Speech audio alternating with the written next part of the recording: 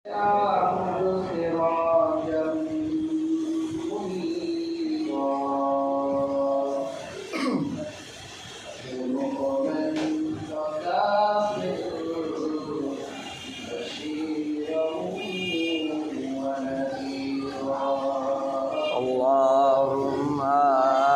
صل على سيدنا مولانا محمد وعلى آل سيدنا مولانا محمد।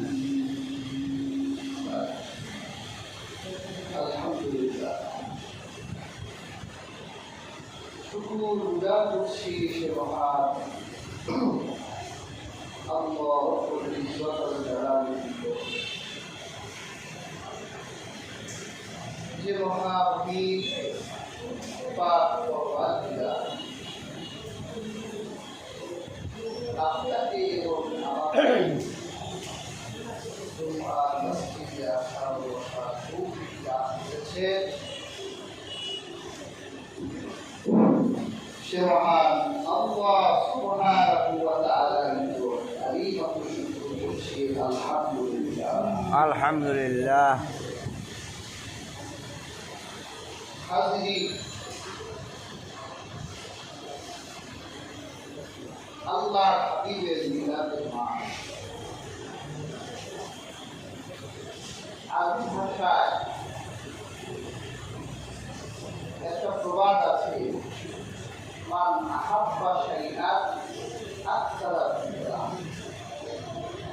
যে যাকে ভালোবাসে সে তার আলোচনা বেশি করে, ঠিক না? দেখবেন আপনি যাদের ভালোবাসেন তার গুণই আপনার মধ্যে বেশি বের করবে। আমরা তো রাসূলকে ভালোবাসি, সেজন্য হাজিরিন রাসূলের ভালোবাসা তার আলোচনা আমরা বেশি করি।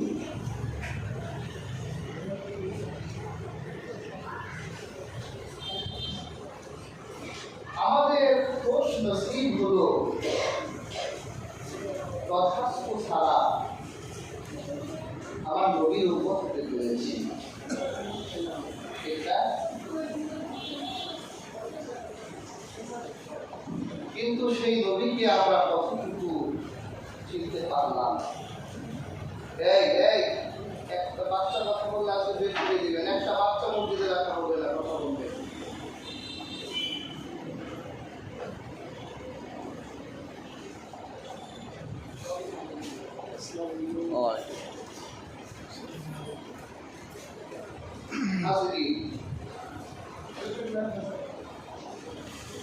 আল্লাহ হাবিব সাল্লাল্লাহু আলাইহি ওয়াসাল্লাম নিজের ব্যাপারে বলেছেন, আমি পৃথিবীর শ্রেষ্ঠ রাসূল থেকে জন্ম নিয়েছি। সুবহানাল্লাহ। আল্লাহ হাবিবের বংশধারায় যত পুরুষ আর নারী ছিল তাদের কেউ কখনো জেনা করে দেয়, কিন্তু আমাদের বংশ খুঁজলে পাওয়া যাবে না। বংশধারা বাহকতা পবিত্রতা থাকলে, কিন্তু আমার হাবিবের বংশে আল্লাহ হাবিব থেকে ইব্রাহিম থেকে আদম পর্যন্ত এই বংশের প্রত্যেক ব্যক্তি বিবাহের মাধ্যমে জন্ম নিয়েছে।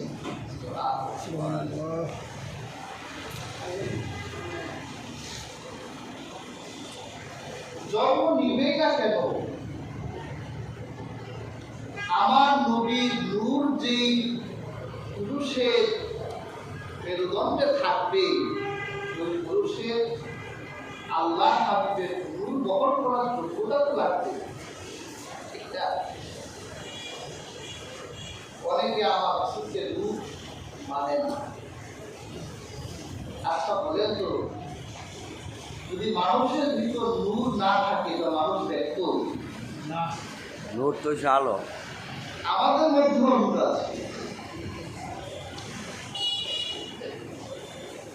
আমাদের নূর আর আমার হাবিবের নূর এক নূর। রেল লাইনের পাথর আর কষ্টি পাথর এক পাথর।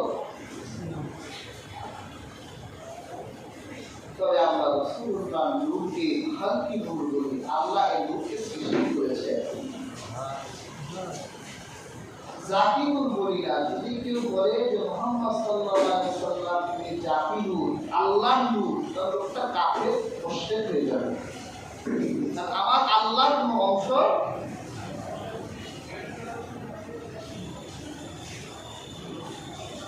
এই নূরটা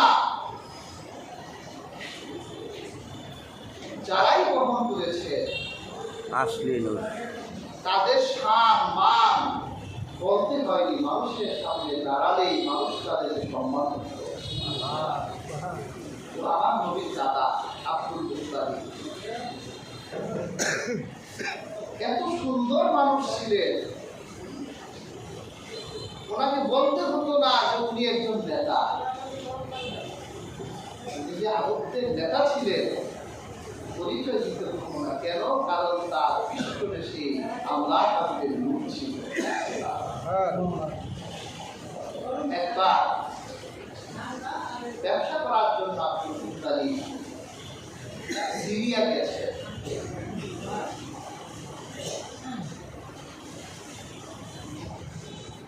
এক পণ্ডিত আব্দুল মুত্তালিবকে দেখে নিশ্চয় আনন্দিত হয়ে গেলেন।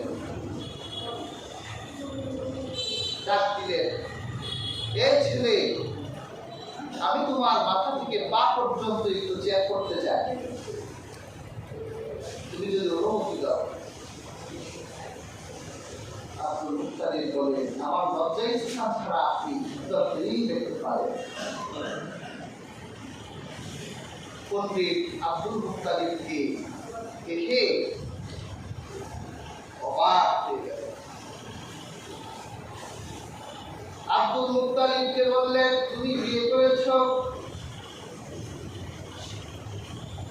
মুত্তালিব বলে, না, আমি তো এখনো বিয়ে করি নাই, যুবক মানুষ, আমি তো এখন যুবক মানুষ, এখনো বিয়ে করি নাই। ওই পণ্ডিত বলল, যাও তুমি মদিনায় গিয়ে মদিনার বানু সুহরি করতে গিয়ে বিয়ে বসো। আমি তোমার এক হাতে নবুয়ত আর এক হাতে রাজত্ব দেখতে পাচ্ছি। এই পৃথিবীর কোন মানুষ যদি নবুয়ত পায় সে রাজত্ব পায় না, আর কেউ রাজত্ব পেলে নবুয়ত পায় না। কিন্তু তুমি এমন এক বালক, তোমার এক হাতে নবুয়ত আরেক হাতে রিসালাত। আব্দুল মুত্তালিব সেই মদিনায় গেলেন, বনি জুহরি করতে বিয়ে করলেন। এমন এক আজিমুশান জীবন যাপন করছিলেন। প্রিয় হাজিরিন, আব্দুল মুত্তালিবের ভাগ্য কত ভালো। হযরত ইসমাঈল আলাইহিস সালামের ইন্তেকালের পর জুরহুমদের সাথে ইসমাঈলের বংশে দ্বন্দ্ব হয়েছিল। ওই জুরহুমরা রাগ করে যাওয়ার সময় এই জমজমের কুয়াটা নিশ্চিহ্ন করে দিয়েছিল। শত শত বছর পর্যন্ত জমজম কূপ বন্ধ হয়ে গিয়েছিল, মানুষ জানতো না কোথায়। শুধু মানুষ জানতো ইব্রাহিমের মাধ্যমে আল্লাহ তাআলা জমজমের কুয়া প্রকাশ করেছিলেন। এই শত শত হাজার বছর পর আব্দুল মুত্তালিব একদিন রাতের বেলা ঘুমিয়ে আছে। ঘুমের ঘরে স্বপ্নে দেখে দৃশ্য গায়েবী এক আওয়াজ বলছে, উঠো, সবসব খনন করো, বারবার খনন করো, কল্যাণ খনন করো। আব্দুল মুত্তালিব বলে, কল্যাণ আবার কি? আবার ঘুমালে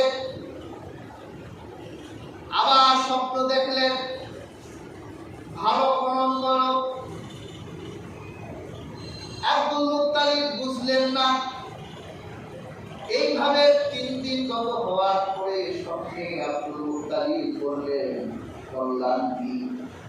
তখন সে অদৃশ্য আওয়াজ করলো, কল্যাণ হলো ইসমাইলের পর থেকে 1000 বছর পর্যন্ত যেই জমজম বন্ধ হয়েছিল, তুমি সেই জমজম খনন করো। সুবহানাল্লাহ। কারণটা কি? কারণ হলো আখিরি জামানার নবী আসবে, তার জমজম লাগবে। তার উম্মতরা হজে যাবে, হজে গেলে তার উম্মতরা দাঁড়িয়ে পানি পান করবে। আল্লাহ তো জমজমের মধ্যে শেফা রেখেছেন।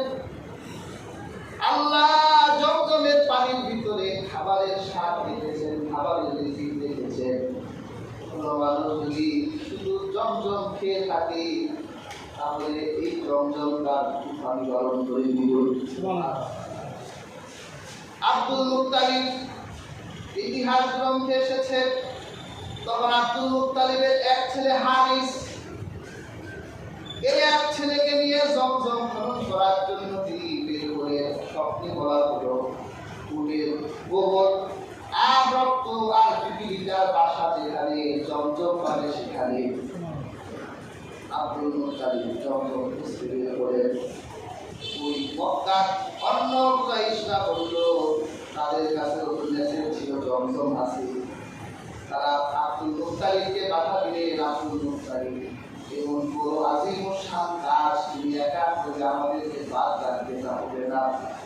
তুমি তো করলে, তুমি বলবে কোন মালিক আমি, এত আজিমুশান কাজ আমাদের রেখে তুমি করতে পারবা না। যদি হাত দাও হাত ভেঙে দিব। আব্দুল মুত্তালিব দেখলে মক্কায় তার মাত্র একজন সন্তান, তিনি ওখানে দাঁড়িয়ে আল্লাহর কাছে নিয়ত করলেন, আল্লাহ আপনি যদি আমাদের 10টা ছেলে দান করেন, একটা ছেলে আমি আপনাকে দিয়ে দিব। সুবহানাল্লাহ। কারণ বংশ লাগবে, ছেলে লাগবে, কারণ ছেলে তো বাপের খুঁটি, ঠিক না? যদি কেউ হাত দেয়, হাত ভেঙে দেওয়া যাবে।